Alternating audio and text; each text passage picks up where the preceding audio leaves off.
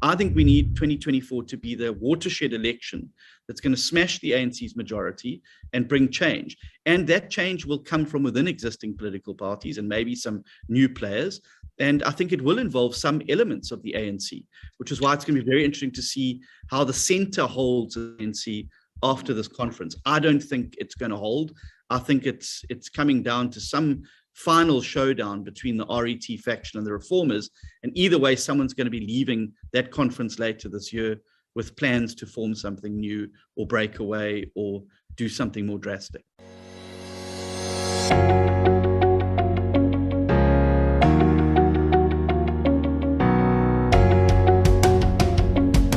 Hello, everybody. This is Solim Wang. Welcome to the #1 media company, WorldView. This is where we explore everyone's perspectives on all things that can broaden our own worldview. Today, we have John Steenhuisen. I am very excited for this discussion because John is the leader of the opposition party's formation in South Africa. He's the official opposition party in South Africa, and we're having a lot of problems every day in the governing party. We have elections in about 24 months' time. We want to know a lot about whether John and his party are preparing for this. Is he going to be the next president of South Africa? What is going on? Okay, let me not even go in there. John, as many of you might know, he was for quite a number of years the chief whip of the main opposition in South Africa, the Democratic Alliance. He became president of the party a number of years ago. I'm keen to know, of course, what it's been like, the ride so far. John, and John, welcome. Thank you again for accepting to be part of this discussion. Thank you, Solly. It's great to be with you and on this incredible platform of WorldView. Thank you. Let's start with what's going on with Ramaphosa. Is it Dollargate, Papalagate? Is it Farmgate? What is going on there, and what is your view, and what should happen? Well, I mean, I think that it's a completely unsatisfactory state of affairs, and frankly, it stinks to high heavens. The fact that the president is yet to take the country into his confidence around the key questions, I think is putting even more blood in the water around this particular issue, particularly given the fact that this is a president who's predicated his entire presidency on being seen as the clean alternative to the decades of state capture under his predecessor, Mr. Zuma. It's been his leitmotif, clean, accountable government. And so this doesn't go well for him. And I think that he's being disingenuous as well. On Sunday, he said he's never stolen money. No one's accusing him of stealing money. People want to know how a large sum of foreign currency found its way into the furniture at his home, where it came from, who paid the money to him, why was it not banked, was it declared to SARS, why was no police case opened? That's not accusing the president of theft. It's asking legitimate questions. And it comes back to the first principle, Solly, of equality before the law, which means that the law must apply to everybody in the country equally, whether you're an ordinary citizen or the president. The South African Reserve Bank controls and the Financial Intelligence Center controls, as well as the South African Revenue Service regulations, must apply equally to everybody. And the president needs to come clean on this quickly, because in the absence of his commentary or the absence of his side of the story, that vacuum is being filled by speculation, and that speculation is not good. Yeah, look, the ANC is heading towards an elective conference in December, John. We all know that. And we know that all these people who've been coalesced around former President Zuma are gunning for him. They really want him out. And we also know that Arthur Fraser, who laid the charges against Zuma, is not an unaligned person. He's clearly aligned to Zuma. He's a man who, for mysterious reasons, released Zuma from prison. He's also, I have no idea why Ramaphosa retained this man when he became president. Do you think it could be because Ramaphosa knew this guy, knew some things about Ramaphosa? Like it was like a matter of keeping the enemy inside the tent, pissing out, and then the enemy out, pissing in. Yeah, well, I mean, look, I've often described Arthur Fraser as the J. Edgar Hoover of the South African political scene. As you may recall, J. Edgar Hoover was unmovable because he had the files on every president, and that's why he lasted so long as the head of the FBI. And I've no doubt Mr. Fraser's got files on everybody in South Africa because he was running the principal agent network. But here's the problem that the president has, Solly, is that he cannot come out now and say that Mr. Fraser is a bad man. Because just last year, when we legally challenged Mr. Fraser's appointment as the head of the Correctional Services Department, the president himself deposed an affidavit to the court in which he extolled Mr. Fraser's virtues and set out why he was the right man for the job and why there were these allegations unproven. He can't now turn around and say Mr. Fraser is a terrible man when a year ago he himself signed an affidavit to the courts that this is a fit and proper person. So he's in a dilemma now. I have no doubt that this has got to do with the ANC's internal factional battles, and I think there's going to be a lot more that emerges in the run-up to the election. Right. But what we have to do is divorce the personalities from both the consequences as well as the accuser.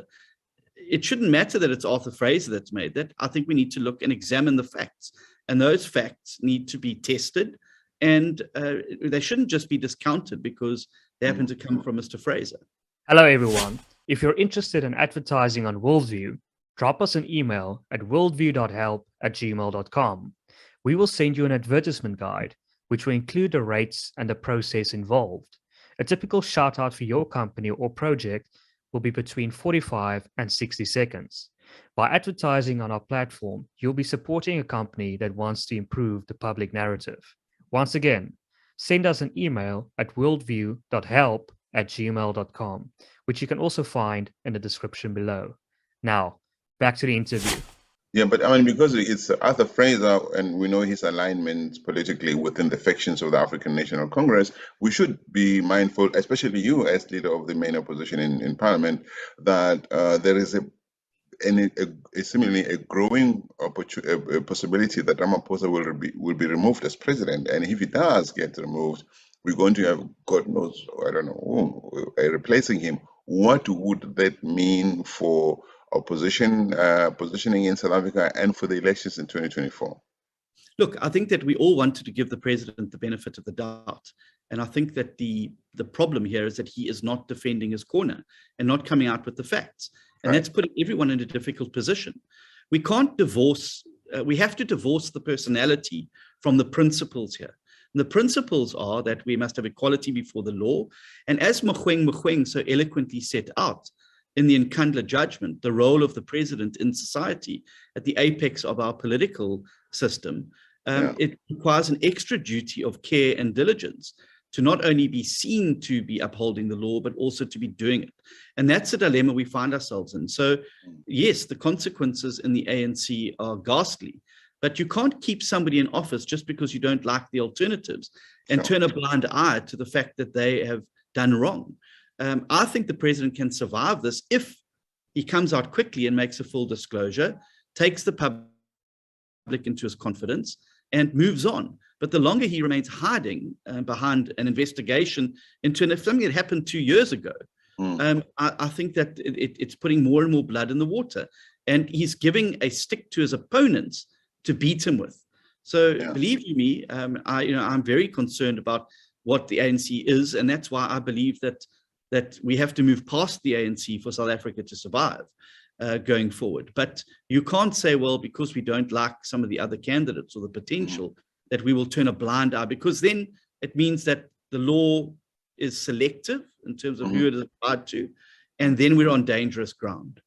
So, I mean, whatever happens in December is going to have huge ramifications for the political scene in South Africa.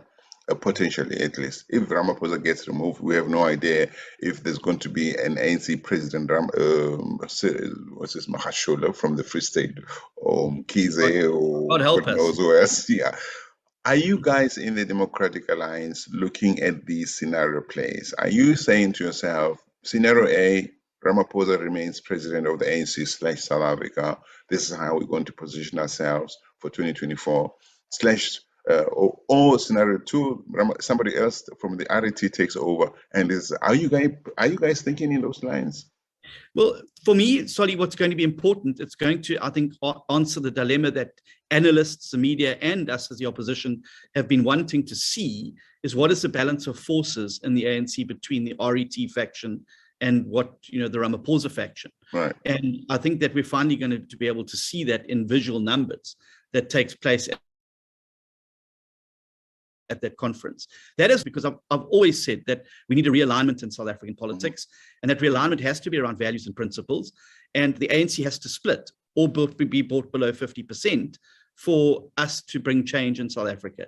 Nothing is possible if the ANC stays above 50%, because we're going to continue on the same trajectory. There may be different people at the top, but the policies will remain. Our economy will continue to stagnate. We will eventually reach an intersection between what we're paying on social grants and our income, and our debt servicing cost will grow up. I think we need 2024 to be the watershed election that's going to smash the ANC's majority and bring change.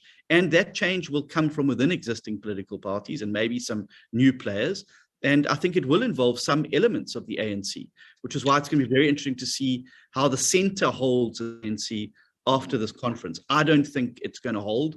I think it's coming down to some final showdown between the RET faction and the reformers. And either way, someone's going to be leaving that conference later this year with plans to form something new or break away or do something more drastic. Right. Look, they've just announced a 1.5%, I think, increase in GDP, in economic growth in South Africa. Do you give credit to the African National Congress for this growth? No, I don't. I think it's a result of the rising commodity prices in China and around the world. And I think it's going to be completely wiped out, unfortunately, in the next 2 quarters. I believe South Africa is heading into what I call the winter of discontent.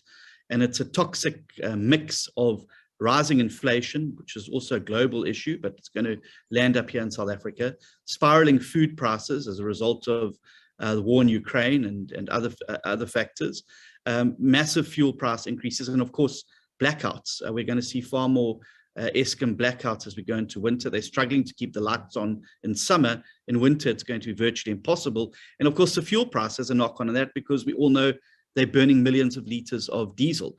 That mixed with the massive unemployment, hunger, and poverty that is in South Africa, I really suspect that we're going to see scenes that we saw in July last year, isolated in KwaZulu-Natal, spreading around the country as this winter of discontent continues. There's nothing in the South African economy that shows me that the fundamentals for growth have been relayed. There's no major reforms that have happened that would set the table for that growth to occur. And so I think it's a once-off spark, small as it is, and welcome as it is, I will say. It's as a result of the rising cost of commodities. And as China starts to slow down and COVID starts to reappear there, I think it's going to disappear. There are rumors out there, John, that the DA is not excluding a possibility of a merger with a faction of the ANC. Is it true? I mean, are you guys so desperate to become the leaders of South Africa that you will align with some people from the ANC to get in there? What's going on? Well, I believe that there is a realignment of South African politics that needs to take place and a breaking of the logjam. But that can only happen if the ANC is brought below 50%. So I don't think there's any game in town if the ANC remains above 50%. And as I've said, the trajectory that we're currently on, which is a downward trajectory, will continue. I do believe there has to be a realignment, and the realignment has to be around values. And those include constitutionalism and respect for the rule of law, non-racialism, a social market economy that accepts the state is an actor and has a role to play in the economy, but it must know what that role is, and it shouldn't impede other sectors, and should use the private sector as a partner for growth and job creation. And finally, building of a capable state, which is free of corruption and is downsized to be able to achieve what needs to be done. I think those are the core foundational values around which a realignment will take place. So there's going to be a number of scenarios that happen after the 2024 election.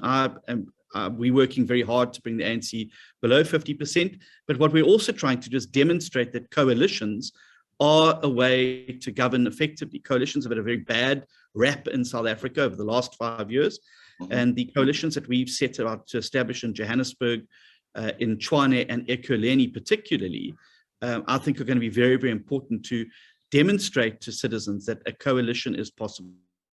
I don't believe there's going to be a party that gets a majority in the next election, and I think we're going to be forced to be around the coalition table. But if you're saying to me the ANC in its current form, absolutely not. I mean, I don't want to be sitting around the table with the likes of Ace Magashule, Didi Mabuza, and the others. There's no deal then, because what you will then do is make the mistake that the MDC made in Zimbabwe, where they went in and actually just breathed life back into ZANU-PF and allowed them to carry on their looting and their tyranny, and at the cost. But I do believe that there is coming a time in South Africa where people who may be wearing different party political T-shirts now are going to be forced by circumstance to sit around a table and try and hammer out a new consensus and a new reform agenda for moving the country forward. And we're hoping that the examples that we've set in these metros now are going to be able to lead the way towards that. But John, the coalition experience that we have in South Africa to date is a post-electoral coalition arrangement. I would like us to talk about a pre-election. For now, my understanding is that you, John, the leader of the DA, hopes that if you win, you might become the president if you come up with a big numbers out after the electoral lottery of 2024. Maimane would like to become president. Mashaba would like to become president, even if they don't say it so loudly. And all the other opposition parties, present and future, want to see, let's go into the elections, and this is what's been happening up to now. But then everybody comes out with little numbers, and they end up being, that if you look at Patricia de Lille, offered a little position as a minister, she forgets good, whatever party she was before she came in there. She's now playing on the ANC's mandate. Would you consider working with other like-minded people in South Africa, known and unknown, to form a coalition ahead of 2024 and agreeing to stand behind the person, man or woman, who stands the best chance to lead South Africa into the future, rather than saying, let's go into the elections first as a DA and we'll see whom we align with? Are you prepared to do a pre-electoral coalition? Sorry, we'll do anything that sees the ANC unseated, and that's in the best interest of South Africa.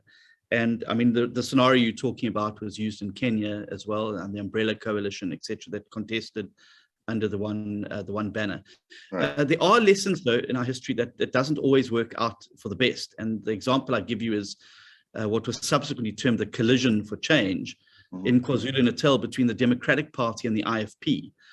We went into that election as the Coalition for Change and ended up losing votes. The DA traditional voters who didn't like the IFP stance on Ulundi, and IFP traditional voters who didn't like the IFP working with people who didn't want Ulundi to be the capital. And the net effect was that we both lost votes, and the rest is history. And the ANC were able to take control of the province.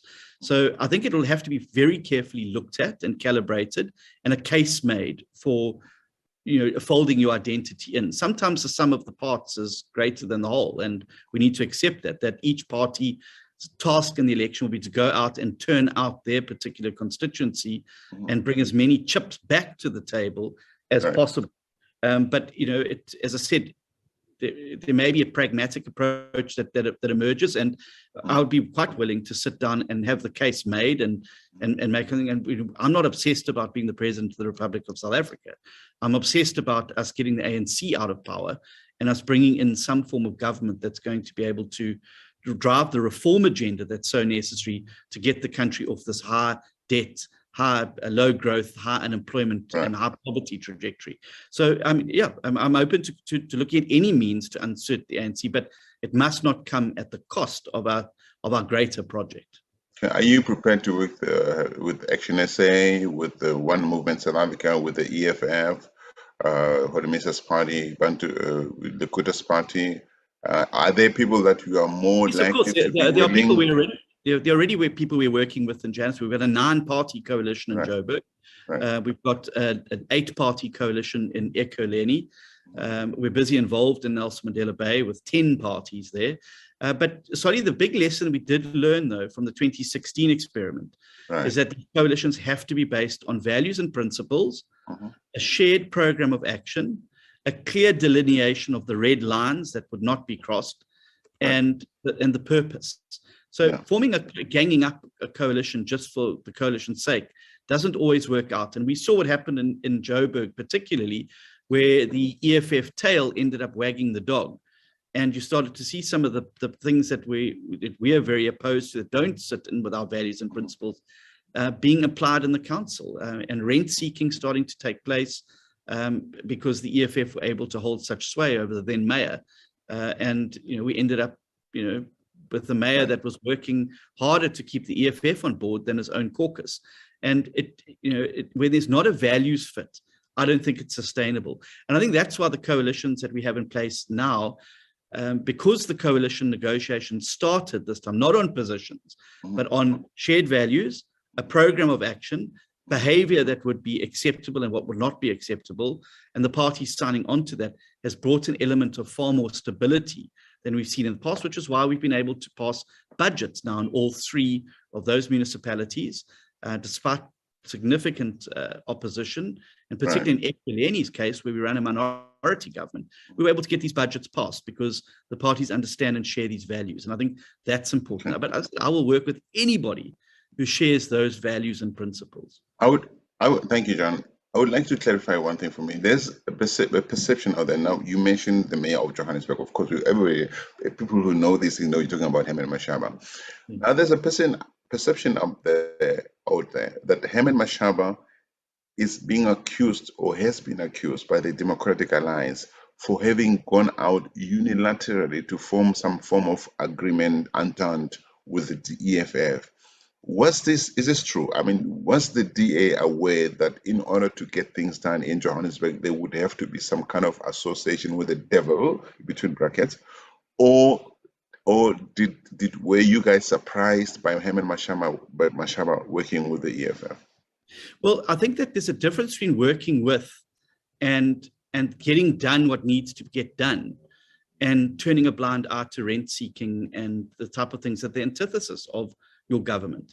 So we've seen now, I mean, it's been a matter of public record, the Vanilla Fleet contract in Joburg, where there was huge interference from the EFF. Yeah, but was there agreement by the DA that there would be some kind of coalition of sorts with the EFF? Yes, of course. You remember Maimane negotiated that coalition in 2016. It was a negotiated thing. There was a press conference held where Maimane and Malema and others. But Maimane was not an individual; he was a representative of the DA, right? Yes, of course. So it was a decision made by the federal executive of the DA, and case was made. And I'm saying to you, we learned a lesson in that. And that when you get into bed with people who don't share your values and principles, it's going to end badly. And that's exactly what happened in Joburg. Okay. Now, before people start thinking that this is a sweetheart interview, do you think this is a sweetheart interview? I never expected a sweetheart interview from you. Okay, you don't feel this is a sweetheart interview, do you? Okay. Not at all. Okay, good. So you went to Ukraine recently, and people were like, why in the world did you go to Ukraine when so much needs to be done in Cape Town, in KZN, and what is the report back, and what impact or influence was he hoping to have in Ukraine? Can you tell us a little bit about that? Sure. So, I mean, I'd first of all start by saying, Solly, that just because you're focusing on one thing doesn't mean you don't care about others. As politicians, you've got to focus on a variety of issues. And I think it's myopic to expect you to say, well, because, there's a problem in a certain section of South Africa, that you shouldn't care about, other things that are happening elsewhere. The war in Ukraine is having and is going to have a devastating impact on South Africa. And I think that people read Professor Gumedi's latest report that came out. South Africans are now starting to realize that this war is what's driving the cost of food going up. It's what's driving the cost of fuel going up, all of which affect every South African. But importantly as well, it's going to affect our food security. 80% of our fertilizer in South Africa comes from that region.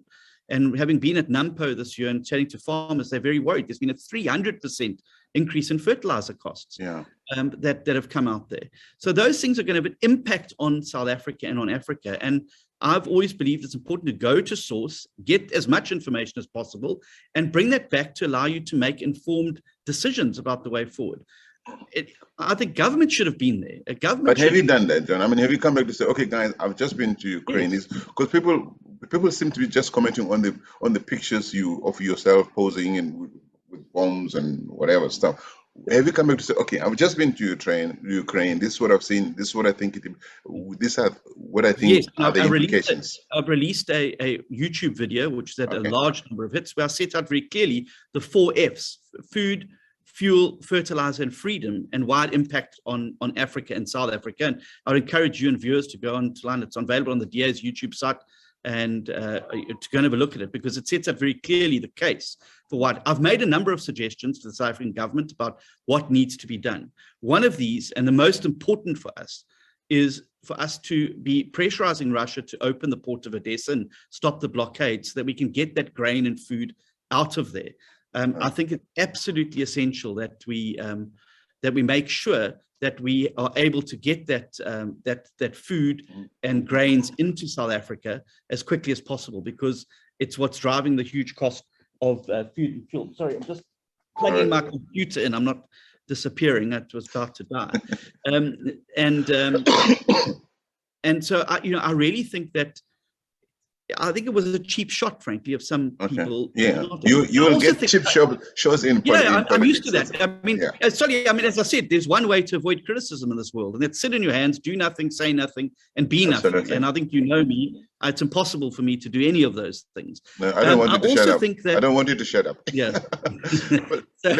So sorry, the other point I do just want to make quickly is that, I also think South Africa is on the wrong side of this issue. And I think it was important for Ukrainians to know, because they're on the front lines of freedom in the world now, and they're fighting, the war may be happening there, but it's an ideological battle between totalitarianism and imperialism and democracy and freedom to choose.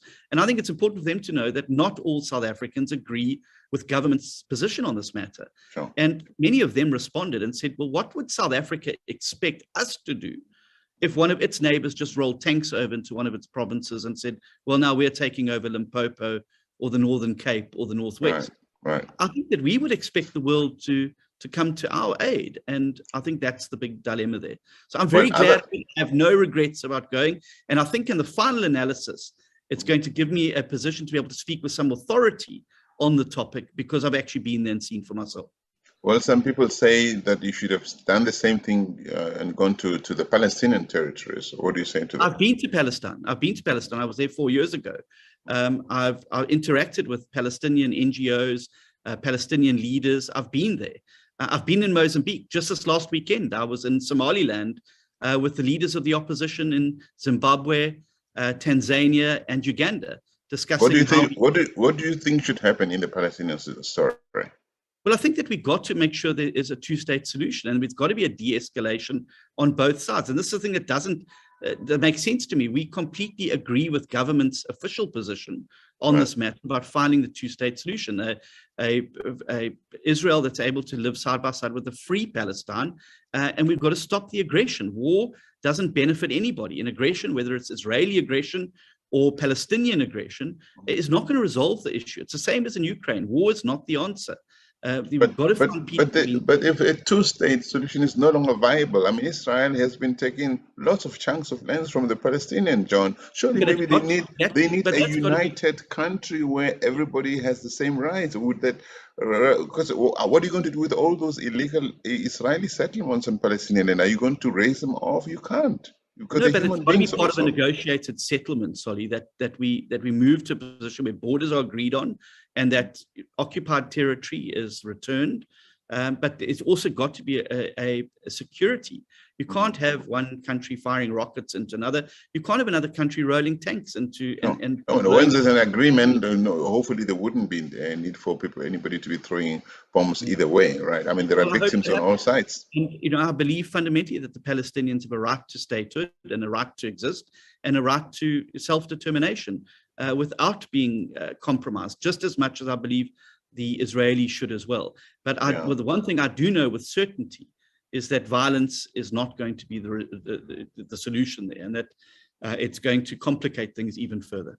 Okay, John, you are the main official opposition. I don't know where this term comes from. Official opposition. It comes from the Constitution. Oh, okay, official opposition.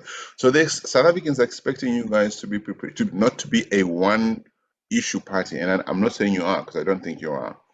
But are you guys thinking in terms of saying to South Africans, here is an alternative South Africa that touches on energy, education, health, social services, even BE, this very difficult topic, foreign relations with South Africa relations between South Africa and the rest of the world, relations between South Africa and Africa, and I would like us to talk about that. So, are you guys preparing a full picture of what a post-ANC South Africa would look like?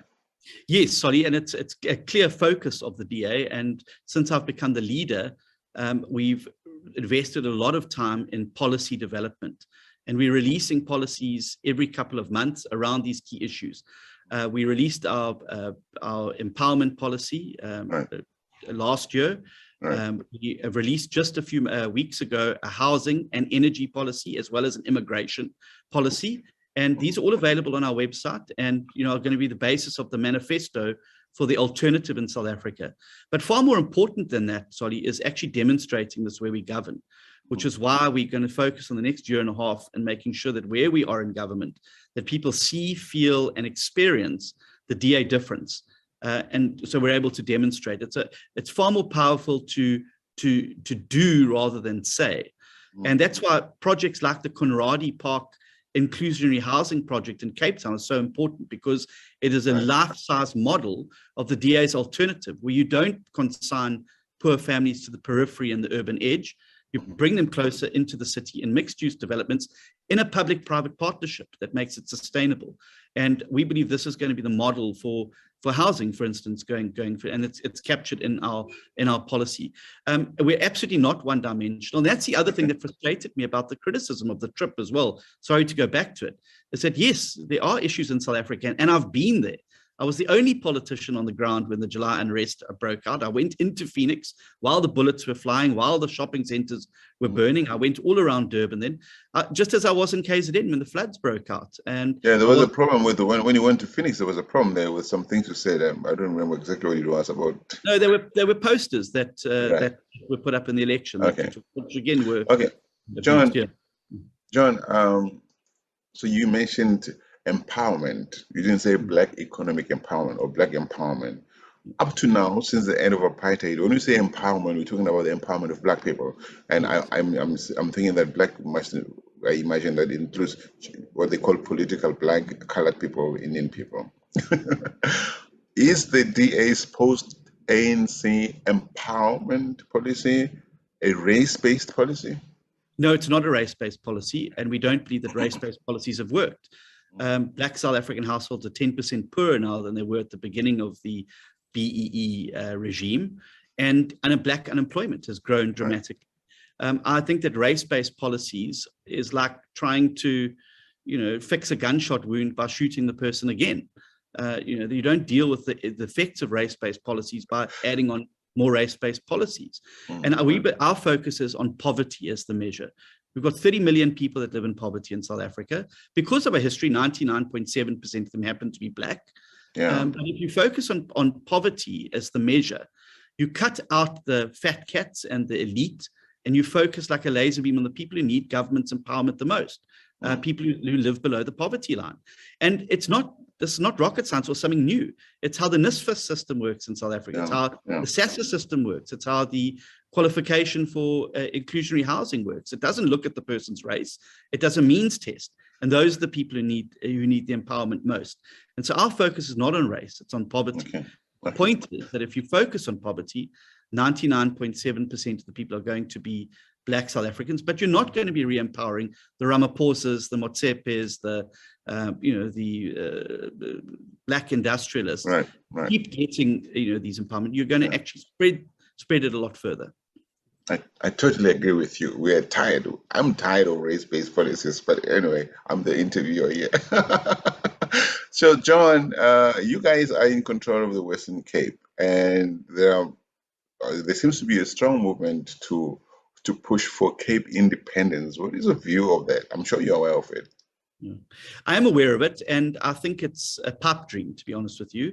And I think that the energy being expended on trying to break away the Cape from the rest of the country would be far better expended on fighting for greater federal powers for provincial and local government. That is an easy fight to win. If you look around the world, whether it's Scotland or Catalonia or Quebec in Canada, these debates have been raging for years, sometimes hundreds of years. over independence. I believe that the energy must be spent on taking power away from national government, particularly where it's failing, and devolving that to greater powers to local government and to provincial government, particularly around policing, around rail transport and integrated transport, and around ports and harbors, which I think are appallingly managed. And I think what you will then do through that devolution of power is give greater autonomy to the provinces to be able to deliver on those mandates far more effectively than national government can. To break the Cape away, you'd need to have one of the longest, hardest borders in Africa. And it just doesn't make sense to me. I think that many people have a romantic notion about it.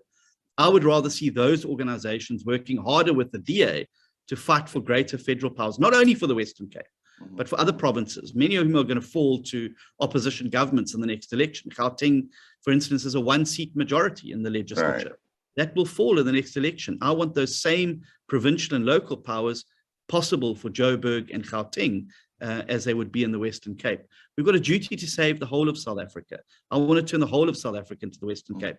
And it's the only reason, sorry, to just make this last point, sorry if I'm being verbose, the only reason you have a Free the Cape movement is because they've tasted, felt, and experienced DA government. You don't see free Limpopo or free KZN or, let's secede to Gauteng. It's because people have felt the DA difference there that they're now saying, well, we don't want to be part of the mess that is South Africa. We want this government. So, I think it's a feather in the cap on the DA, but we're now victims of that success with this particular movement. I want to talk a bit about so many things with you, John. God, the Eastern Cape. I mean, we know that there are many people who move from the Eastern Cape to find a better life in the Western Cape. It is what it is. These people run away from ANC-run municipalities and the provincial government in the Western Cape, in the Eastern Cape. Are you guys, as a DA, positioning yourself in the Eastern Cape to create a province that is as successful, hopefully, or at least well run, well managed, still relatively well run, well managed as the Western Cape? Or how are you doing to say, especially for the poor mayor of Cape Town who has so many resources, just like Mashaba had the resources in Johannesburg, but he didn't know how many people he was catering to. It's the same thing is happening to Cape Town. What do you think should happen? Well, I think there's an imperative to fix the Eastern Cape. And let me just say that I think the Eastern Cape is one of the provinces in the country that's got the most potential. And it's devastating to see that being squandered by poor governance and maladministration. They've got incredible people, they've got wonderful resources, and they've got incredible coastline and massive, massive talent in that province. It's just been mismanaged.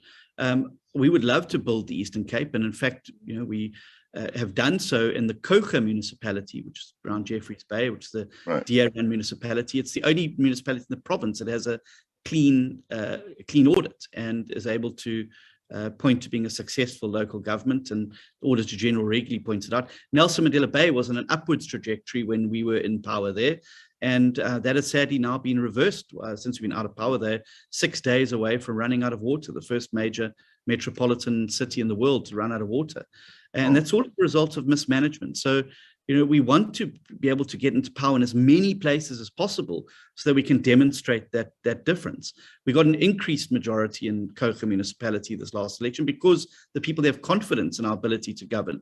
I'm very sad what happened in Nelson Mandela Bay, where the vote got fragmented to such a degree that it's virtually impossible to cobble something together. And the ANC are making hay from that. But absolutely, not only the Eastern Cape, we want to fix KZN and Northern Province, Northern Cape. All these provinces deserve good government that's going to work for them and not for the politicians. But ultimately, John, it's up to the political parties like the Democratic Alliance to convince voters that they can give them a better deal, right? It's not, of course, we come from a history where many, especially Black people in South Africa, have grown up with the idea of the ANC being their savior. And a lot of them, many of them have walked away from the ANC, thankfully. Many of them still remain emotionally attached to the idea of the ANC. You guys in the opposition parties need to come to raise the volume of your messaging and the appeal of it in order for people to realize that South Africa can still be okay without the ANC. Do you agree? I agree completely, and I think it is one of the areas that we've needed to work on a lot better, is making the compelling case for why you should vote for us. I think in the last elections, we've seen a large stay away vote. And I think a large chunk of that are former ANC voters who don't want to vote for the ANC, but have not been able to bring themselves to vote for another political party. Right. We have to make our case better. We've got to demonstrate where we govern that we govern better. And we've got to go and convince them not to stay away, but to come out and vote. And I think there's particularly potential amongst the 18 to 35-year-old age group there to convince those people to come out and vote, to be able to demonstrate to them that their vote is linked to a better life, and that if they want opportunities, they've got to go out and vote for them. And I think it is an area that the opposition and the DA needs to work on better, which is why I've been focusing like a laser beam on not talking about ethereal topics and getting involved in these endless debates about who's a better liberal than the next person. I want to focus on the bread and butter issues: fuel price increases, food. So I took the basic food stuff into Parliament and confronted Cyril Ramaphosa with them. Said, this is what ordinary South Africans are eating, and this is how much it's gone up. What are you going to do about it? And I think driving the issues that matter most to people on the ground, driving the issues that people are talking about around the dining room table, in the shebeen, around the braai place, or at a restaurant, and we can give voice to those issues, I think there's going to be electoral gold for a party like the DA. And that's why I've deliberately positioned the party more as an on-the-ground, effective party, driving key issues that matter to ordinary South Africans, and not these endless debates that matter to politicians, but which don't put food on the table and don't actually matter to ordinary people on the ground. Yeah, thank you. So let's go back to the Western Cape. The Western Cape, first of all, my first question there is, do you agree that colored people were not white enough under apartheid and that they're not black enough in the new dispensation? Yeah, I do think that there is an element of that, and I think it's reflected in that growing dissatisfaction in that community. And I also think it's a product, Solly, of what happens when resources dry up and opportunities dwindle, is that people retreat into race groups, safe spaces of culture, tradition, and language. And I think we've seen that happening, particularly in the colored community in the Western Cape, and it's referenced by the emergence of nationalist parties there, like the PA and the sort of the Cape Coloured Congress and those parties. Right. And what happens when resources dwindle and dry up and people don't feel they're getting a fair deal? I think the way to overcome that is by growing the economy and creating more opportunity, rather than saying, well, I'm not getting opportunities because I've got a certain color. We've got to, grow the opportunity so that there's enough to go around for everybody. I do think there's a sense of alienation and a feeling of being marginalized, and we're working very, very hard to overcome that as a party in government in the Western Cape, and we try and reflect that in our leadership in the Western Cape, as well as our councils, etc., and appointments that we make to try and show that this is not the case, and that we're better together rather than retreating into little nationalistic or tribal or language groups. But the Western Cape was officially a colored preference area during apartheid. Now, my sense is that there are still many people who consider themselves colored, who seem to want those privileges, those colored privileges, to continue. They think colored people must be privileged in the Western Cape. And then you have the conflict with accusations leveled at the DA, generally from outside Gauteng and other places, where they say, you don't pay attention to a black Guguletu, Khayelitsha, all those black townships. So are you finding yourself having to please the colors at the expense of the so-called black Africans in Cape Town, Western Cape? No, because we don't give preference on the basis of race. It's done on ability and need. And I would just like to say, the criticism, is Guguletu and Khayelitsha where we would like it to be? Absolutely not. But I think if you compare a Guguletu and Khayelitsha with an Umlazi and a KwaMashu, I think that the level of service, the quality of service from the city and the province is far higher than they receive. Yeah, but be careful with that. That's not. Yeah, I'm being careful. I'm saying it's not to say that that's something to be proud of. I'm saying it is a measure of the fact that we accept there's work to be done And we're not there yet by a long way. And that's why a large portion of the budget in the city of Cape Town goes towards providing services in those areas. They don't necessarily vote for the DA, but it's irrespective of that, we've got a duty as a government to roll out those services. And we will continue to do so because it is the right thing to do.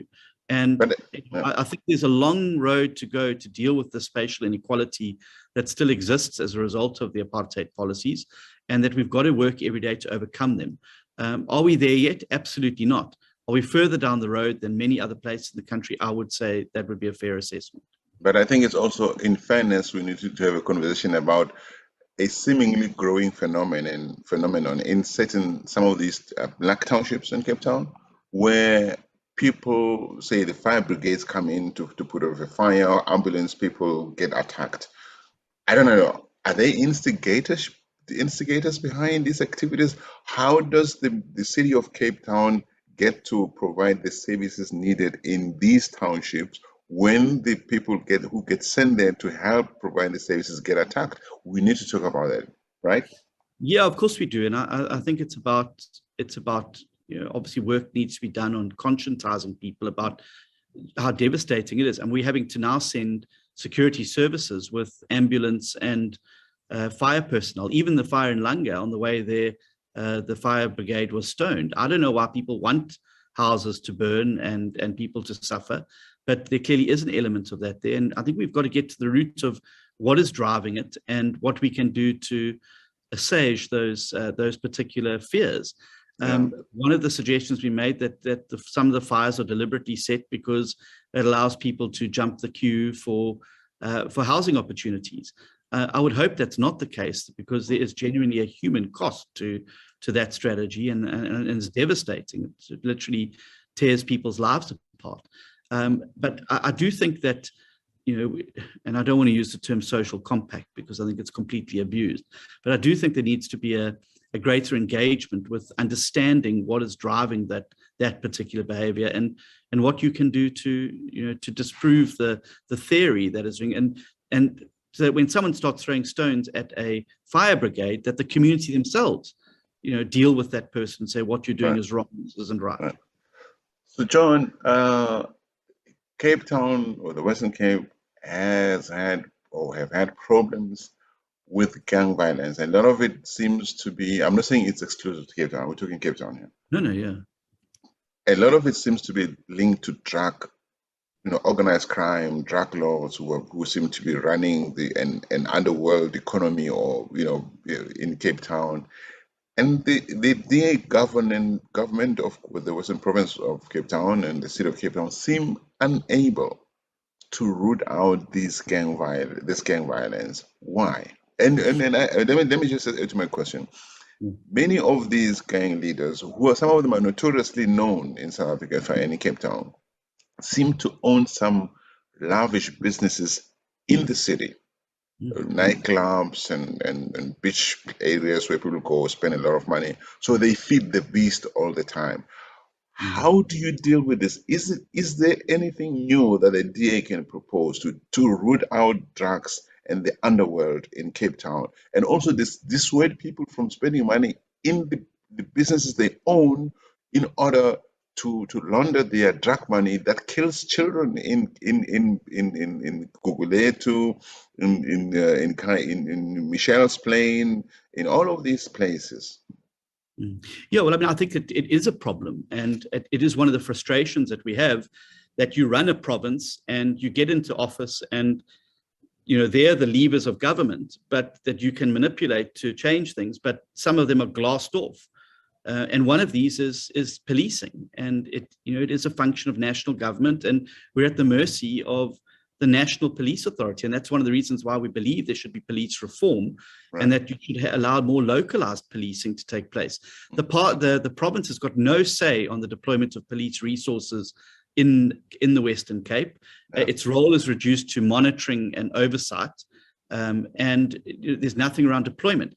But Solly, we can't just sit on our hands and do nothing about it, which is why the province and the city, through a partnership now, have deployed 1,000 new police officers in the Western Cape. And the pilot project for this was Langa, sorry, not Langa, Inyanga, far more preferable to trying to police from a national level. And I'll give you an example. The drug trade and the gun trade is firmly linked to the Parliament trade. The city, and the province have now had to fund units to go and deal with Parliament poaching, because we understand that it's linked very much to that very same underworld. Right. And so I think that the key lies in the solution lies in giving greater power of policing to cities and provinces, and giving them greater ability to deploy those resources. The police to population ratio at Gugulethu and Khayelitsha is amongst the worst in South Africa.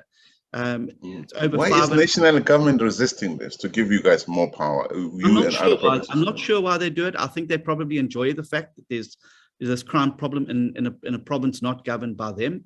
Right. But I think that that's short-sighted, because they also have voters that live in those communities. But what I don't understand is why every international practice and best practice example shows that by devolving policing to a local level, it has a far greater impact on moving the needle against crime. Definitely. And I think that is why the city's not sitting back. For instance, trains. We need commuters to use trains in Cape Town, because it's a very efficient, cheap way of moving large numbers of people to work opportunities. And again, rail's not a local or provincial competence, it's a national competence. But the cities had to now put police officers on those trains to keep commuters safe from being mugged while they're traveling to and from work. Not because it's our function, but because these are citizens who voted for us and expect us to do something about it.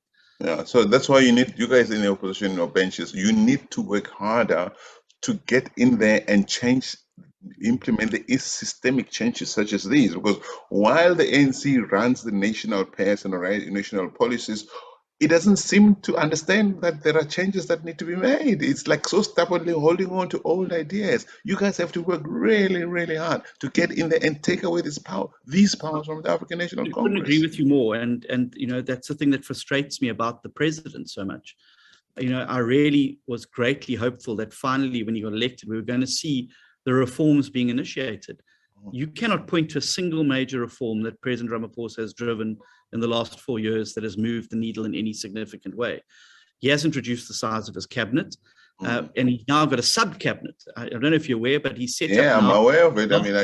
28 presidential task teams, commissions, to do the work that his cabinet's not doing. Yeah. So now 80 members of the cabinet, of the executive, and now you've got these 27 task teams that are now doing the work that the cabinet should be doing. And it's really disappointing, because that reform agenda is necessary. I really believe that if we don't reform South Africa and make some tough and better choices in the coming years, there's going to be very little room to maneuver afterwards. And that's why 2024 for us, I think, is going to be a make or break election for South Africa. There's another 5 years of the current trajectory, Solly. I'm not sure what's going to be waiting at the end of that. Okay, we have about 5 minutes before we finish, but the number of one question people keep asking, and John, the DA, I suppose, over the ANC hangs the shadow of corruption and nepotism, all of that stuff that we know.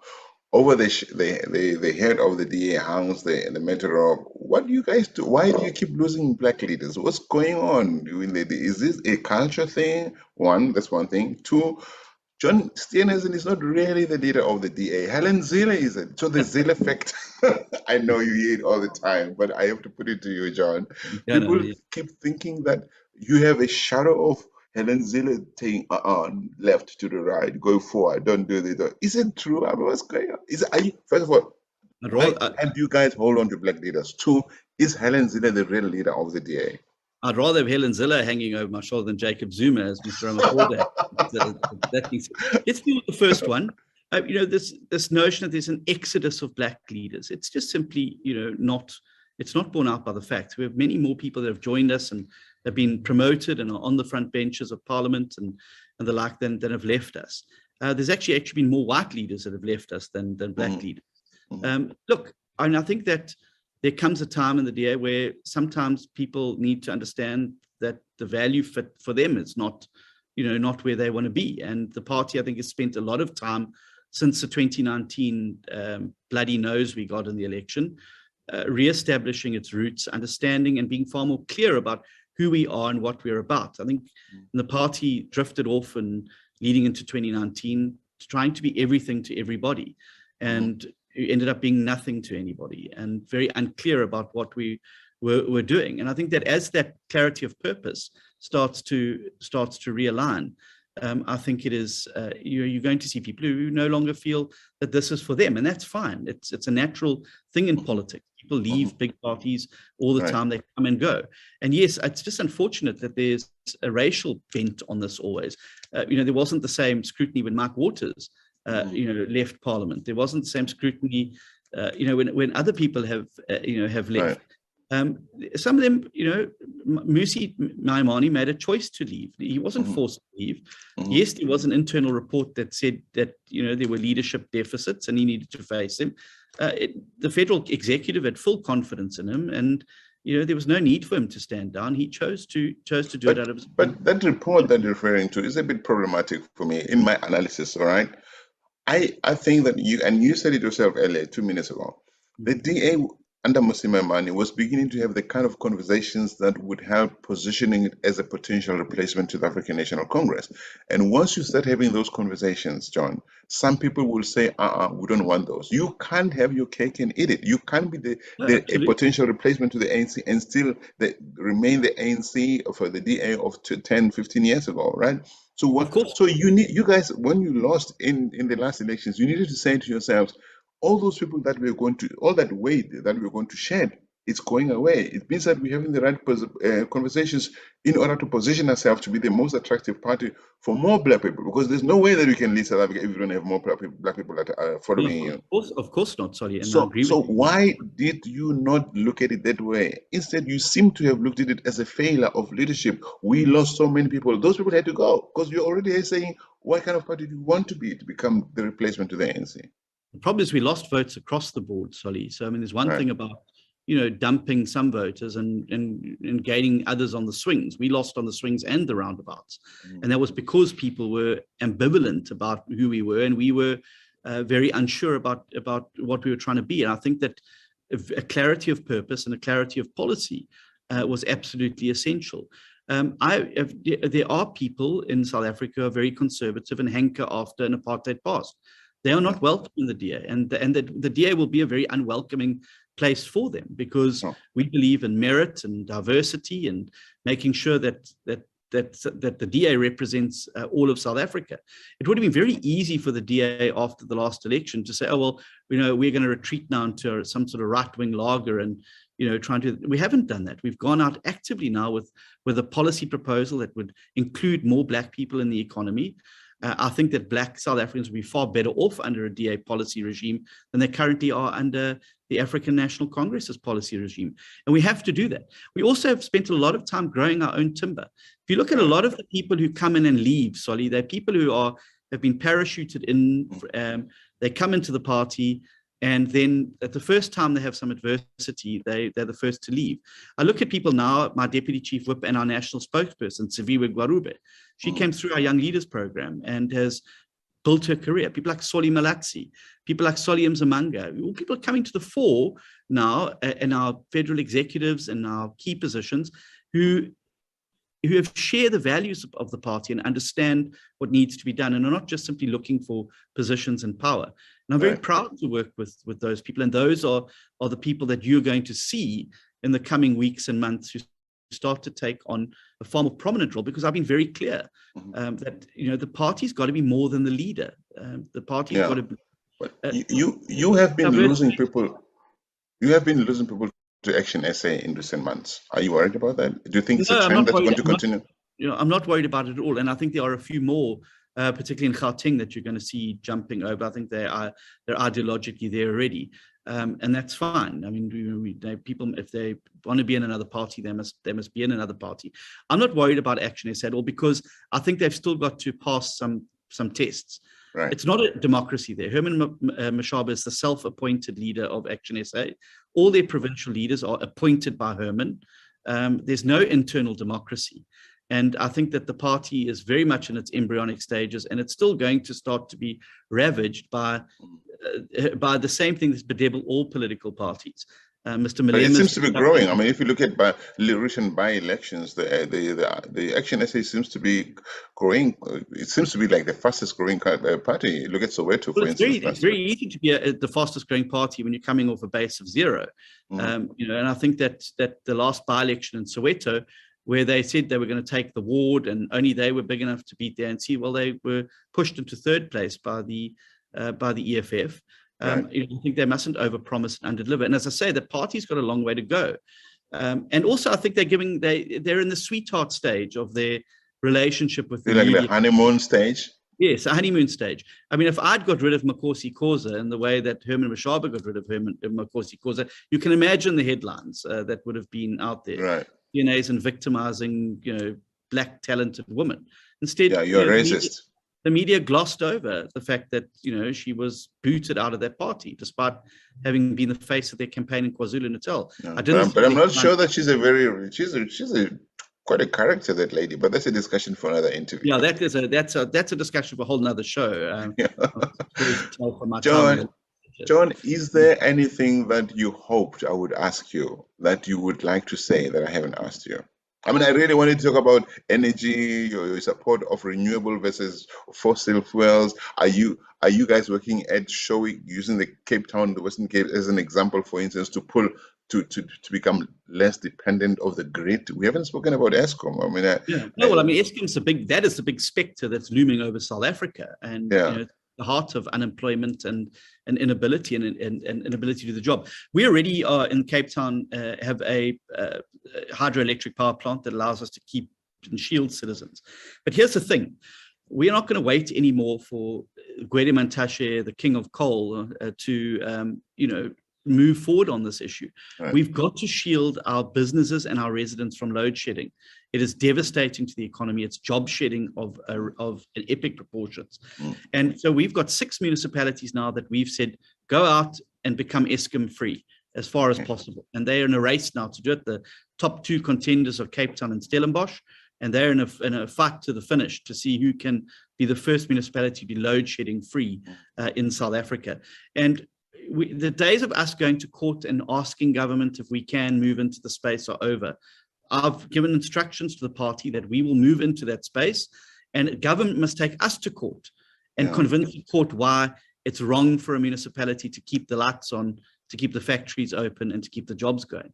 And I think that would be a very interesting case. We can't sit back and wait for national government anymore. But you also need to say, and this is my last question, hopefully, you also need to save residents of Cape Town. And I'm one of them. Okay, I live in Europe now, in Switzerland, because I've been hounded out, I have to say, by people in the name of the ANC out of South Africa. But my home is in Wynberg, Cape Town, John, okay? And the residents there, my neighbors, and I'm sure other neighbors across the province and maybe the country, are being threatened by street people, homeless people. Okay, I mean, where do you draw the balance between being humane in dealing with you, and being afraid to walk on your own pavement in your own neighborhood because you get stabbed? I was robbed. I was in South Africa in April. I was attacked by people with guns and knives. They took my bike in my neighborhood. Yes, they took my bicycle. I had big knives and a gun facing me. What do? I gave them my bike. I had to run. I ran on my streets. I was able to, there was a time when I was able to ride or to go for a jog in my neighborhood. I can't now. You can't anymore. People, I'm still in my neighborhood watch, John. Slaves, homeless people had taken over the streets of Cape Town. What are you guys doing about it? Well, it's a very frustrating, and I'm really sorry to hear about your experience, Solly, because people need their bikes in South Africa now because of the petrol price. But to say that, look, COVID has made things very, very difficult. And one of the reasons that we're fighting the national state of disaster that is still in is that you can't evict people, you can't move people along. And the city's lost 2 court cases already in the last week. We pay rates and taxes. Exactly. And that is the problem. Is that the city's power is to move people along and move homeless people back to shelters. And it's not because there's no shelters. There's plenty of shelters. There's no city in the world, in the country that has social workers out on the street. But our hands are tied, particularly with homeless. And I feel your pain. I live in Sea Point, so I feel the same issues around vagrancy, homelessness, and the like. And it is very frustrating. And we're hoping that we can get these national disaster regulations lifted so we can actually start to deal decisively with the issue. The reality is there's no reason for anyone to be living on the streets in Cape Town. The Kulenborg shelters under the bridges in the main city centre provide plenty of accommodation and counselling. They just don't allow you to use drugs inside that. There's a big program on trying to repatriate people with their families, particularly street people. But as long as people know that the city's powerless to move them along, the more emboldened they're going to be. And it is a huge frustration, I know, for the mayor particularly. And it's a huge frustration for the council. And we're under a lot of heat from residents, and rightly so. It's not the residents' fault. They're right to express themselves to the councillors and to the leaders in that. But the residents are also right to expect safety and health. I mean, people come in and defecate in public places. They rob you. They lock themselves in their homes. It shouldn't be happening. It shouldn't just be the rights of the homeless. It should also be the rights of those people who pay their rates and taxes to the city of Cape Town. Well, exactly. And one of the suggestions I made was that perhaps we should find out those judges who keep ruling against the city. We should find out where they live and let the homeless people go and live on their verge. Because maybe they need to feel what it's like for ordinary citizens to live under siege. And my PA stays in Woodstock, and there's a square that's been occupied there. They can't even leave their house in the evening because they're essentially barricaded in by homeless people who get very aggressive when they don't provide food or water to them. So it's not, and I think there has to be a balance of rights that the courts in the Western Cape have not got right yet. And I think the judgments continuously against the city's actions and dealing with this are unhelpful and are going to lead to a situation of greater lawlessness. Yeah. John, you are the leader of the official opposition. It's normal that a conversation with you is potentially endless, but this is so much we can cover for today. And I really appreciate you for having made the time to be here. And you've been quite candid, forthright, and I appreciate every moment of it. And to our listeners out there, if you're still this far in this conversation with John Steenhuisen, it's because you've had a good time, because your own perspective has been broadened about the world. And I thank you for staying with us. If you liked what you've heard, continue supporting us. You can even email us at worldview.help@gmail.com to support this channel. It's a very independent channel. And I think you'll stay with us. John, thank you very much. And my name is Solly Moeng, as you know, from WorldView. Thanks, Solly. It's great to be with you, and thanks for the opportunity to engage with your listeners as well and the people watching wherever they are in the world. And look forward to the next one.